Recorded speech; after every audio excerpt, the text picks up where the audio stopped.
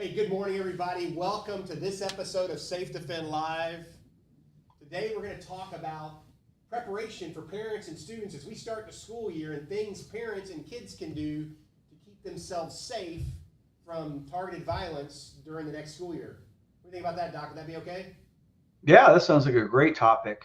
Good timing on that. Again, it's good to be with you, Dave. I'm pretty excited to get going here. Doc, as always, it's great having you here. He is a renowned expert when it comes to the psychological side of these challenges, as well as the response, both left and right of bang, for schools and workplaces. And I'm just thrilled to have him on the show once again to talk about the things we can do as families to keep our families safe. So, Doc, let's talk. Sure. It's kind of interesting that you bring that up because there's not a lot out there about talking to your kids and preparing your kids, from the parent side, and really talking about that there's a lot of opportunities here to make this whole targeted violence active killer problem, better, right? And making it, better for response, better for prevention and things like this. And I think that, for the parents, a lot of times I think they're left out in the dark. I don't think a lot of them really have an idea or good understanding of targeted violence. Really, a lot of times, even what the school is going to be really doing about it. And they see a lot of stuff on TV and things like this. And that builds anxiety, right? Especially if you got a shooting that happens, you immediately think of your kid. If it's in close proximity to where your kid goes to school, the anxiety level goes up, and kids feed off their parents. If the kids feel the parents are anxious about a topic, they're going to be anxious about a topic. And it's not one of those topics where you can just kind of ignore it. It just is because it's not going to go away. Um, it's really no different than doing fire drills as far as the child's concerned. You have to let them know what the potential problem is and what the expectation is and what we're doing to keep you safe, what your school, your teachers are doing to keep you safe, that I'm going to be there for you, just some of those things. And I think that, as far as just a general understanding for parents, I think they need to have just kind of an overview of this whole targeted violence, both left and right of bang, and what it is, and then what just a general idea of how do we deal with it. So that way, if they have an understanding of that, then they can talk to their kids about it, at their level. So, if you're looking left of bang of prevention, and we've talked about this before, they need to understand the concept of threat assessment and the pathway to violence, because they are in a extremely good position to be part of that threat assessment team, if their child is involved in some sort of concerning behavior or things that are happen. Um, Having an understanding of threat assessment and the pathway to violence and what that means, right? So they can look out for problems with their own kids. They need to understand risk assessment, the probability of violence, and also vulnerability assessments. What does the school have in place in terms of, if this would happen, what are they going to do? They also want to, the mitigation procedures that are at the school. They have, what procedures do they have for visitors? What do they have for escorting in the building? Do they have regular, active shooter, active killer drills? What do those involve? Does the school counselors, do they address safety with the students?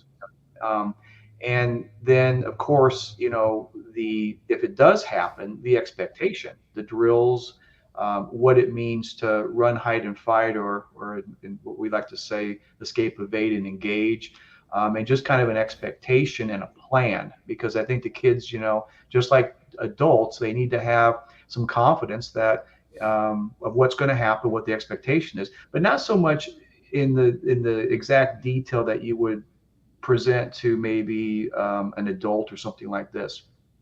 So I'd say number one, the student needs to understand, I'm sorry, the parent needs to understand what exactly the mitigation response measures are, okay, for the school. Ask question, do you do active shooter drills? If so, what do they involve? If they're doing active shooter drills that involves, kind of traumatizing the kid, some people have this concept that we got to pretend that there's a shooter and a bad guy, and we got to shoot blanks, and we got to hear a lot of screaming. like this, that is not the best way to train a child for that. And so you need to ask, or they need to ask those hard questions, because if they're doing something that's traumatizing to the kid, the parents need to know that and be able to adjust that, because that's not really a best practice. What are the school counselors? What's their access to the students? What are they going to do if there's a problem or a threat? What have they done to prepare the students? Do the students have a mentor, a favorite teacher, a coach, someone that they feel comfortable going to if they feel anxious, or if they feel scared, or they want to talk to someone? Because we know that even from the standpoint of the shooters, if you have a school shooter who's a student, leakage, they're giving indications of their problem, their grievance, the bullying, whatever is going on. They'll tell people that, and they usually tell their peers, or the peers will overhear that. But the peers aren't adults, and they're not part of the real security process. And so if they've got an adult in the school that knows these procedures, that they feel comfortable going to, you can head off some potential violence if they're feeling bullied, or they're feeling in crisis, or whatever. Talking to your kids, the parents actually talking to the kids about the targeted violence. I mean, one way to open that conversation up is just ask the question, what are your thoughts and what are your feelings? And they're going to have concerns, they're going to have questions, and ignoring it is only going to increase their anxiety, because not talking about it is not a good way to deal with the situation. You also, once they give you their concerns, you want to reassure them, let them know that, hey, look, this stuff doesn't happen very often, but if it does, here's what's going to happen, and here's how your teachers and the school and us and the whole community is going to keep you safe, and here's what we're going to do, and this is why knowing this stuff is important.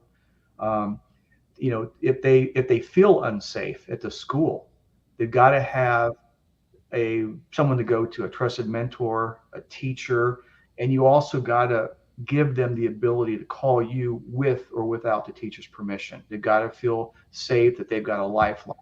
And that approach works well with kids. They just want to know you got their back. The other thing that I would look at would be, focusing, after you talk about that potential of targeted violence, focus on the good things at school. Their positive experiences, their positive relationships, the projects they're doing. Focus on their wins, their everyday wins, short and long term. And the other thing, you got to talk about is guns. Not guns from the standpoint of like how they're used and all the other stuff, but basically access to guns. I'm not advocating gun control. I'm talking about access control that is appropriate given the level of maturity, the age, and just the family dynamics and the culture of the family, right? And so, when you're talking guns, I like to look at it from the standpoint of, the gun's a tool. The gun can be used to do good things. It can be used to do bad things. The parents, mom and dad, might have a blowtorch. They might have a nail gun. They might have a saw or a drill or a machete or something. All of those things can be very dangerous, and we always talk to the kids about that. These are tools. You don't touch it, but I'm happy to show it to you, and as you get older, you can help me, and you get them just familiar with it. So it's not something that is curious and is going to cause a problem because, they're not allowed to look at it, right? You tell a kid no, and you don't let them look at something, then curiosity usually goes high, right? It's a fact. Right. So it's a gun. It's a gun. What's it used for, right? Well, you use it for target practice, use it for hunting, you can use it for defense, whatever's appropriate. And again, I'm not here to tell you what to say or suggest the words that you use, but it's got to be used look at more like just another tool, and talk about it, right? And just and you don't have to get into all kinds of detail and technology and all this other stuff. But again, it depends on the child. It depends on their maturity, their age, the culture of the family. Politics, everything factors into that, right? And again, you have to have your own discussion on that. And then I would say the last thing is, get out there and engage the support network, right? Talk to the school boards, talk to the teachers, ask the hard questions, go to the school board, go to PTA meetings. I guess probably the underlying thread here for parents would be to get engaged, ask questions, and keep safety as a number one concern for your child and everyone else. That would be some of the things I would talk about.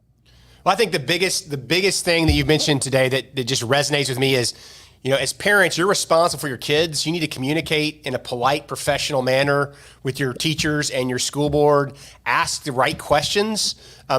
Help educate your children on the process at the school when something happens, whether it's a fire drill, a fire, a tornado, or an active shooter or a targeted violence event in your school. Let them know the actions they should take. I think all of us taught our kids when they were little, if mommy and daddy fall down and pass out, call 911, right? By the time our kids were 5 years old, they knew if Mima or Pawpaw or Granddad or whoever got sick, they call 911. This is no different, right? Kids are smart. If you talk to them about the challenging subjects in life, they're going to ask great questions, and you're going to build their confidence when something happens that they can handle it and survive it because they know what to do and what not to do. Is that a fair statement? That's a very fair statement. And I would take it, one step further in terms of when we're talking about left to bang or the prevention piece and this understanding of the threat assessment. Almost all of these attacks in schools are by a current or former student. Okay. Many of them current students. And these are not monsters. These are not outsiders. Nope. These are the kids that we love. They're our nephews, they're our sons, our daughters, whatever, right? And so if you understand threat assessment and pathway to violence, you understand that almost all of these start with, a grievance that the child can't deal with, bullying being the most common. And you see that, and you see changes in their behavior of crisis. They're now, they feel isolated. They get a sudden interest in guns that didn't have, let's say, beyond what you talked to them. They want to now go to the shooting range, or they start talking badly about, little Billy, whatever, who's bullying him. And you see these changes in behavior, just like the teachers see these changes, the parents have the same ability to see these changes because, they're around their kids, after they get back home, from school. And so it's an opportunity that if the child's in crisis, when the child's crisis becomes bad enough from their perspective, that they go to the next step that says, hey, violence is the answer. And now they research and they plan and they prepare and they collect the gun and they do all that stuff.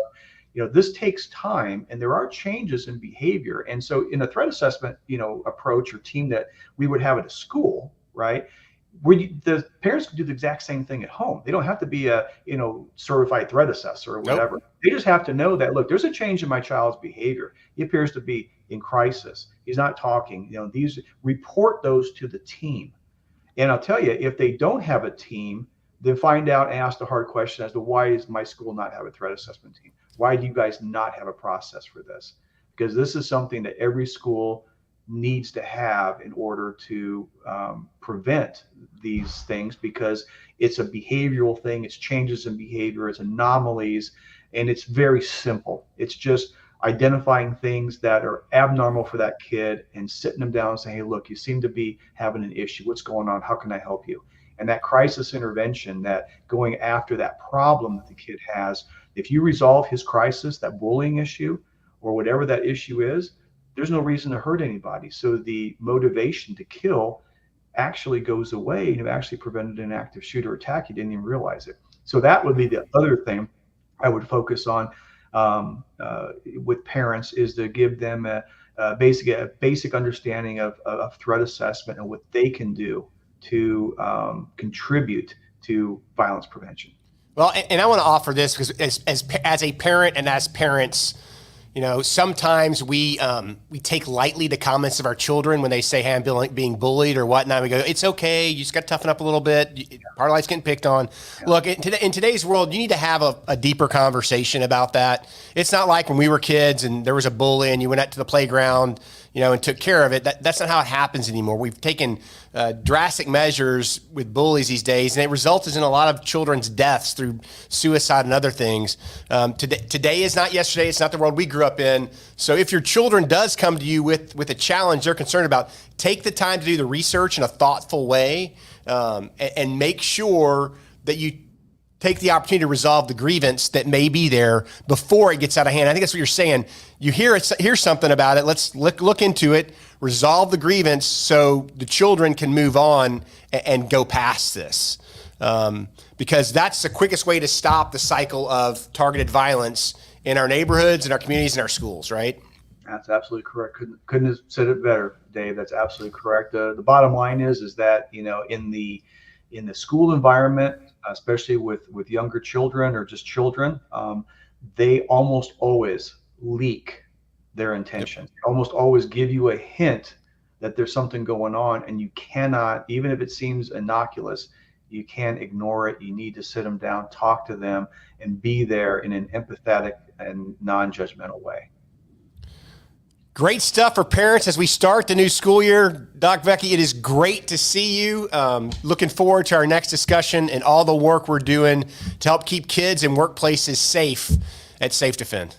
Thank you, Dave. Appreciate it. Thank you. Have a great weekend, Doc. You too. Thanks. With that, Dave and Doc Vecchi, we are out of here.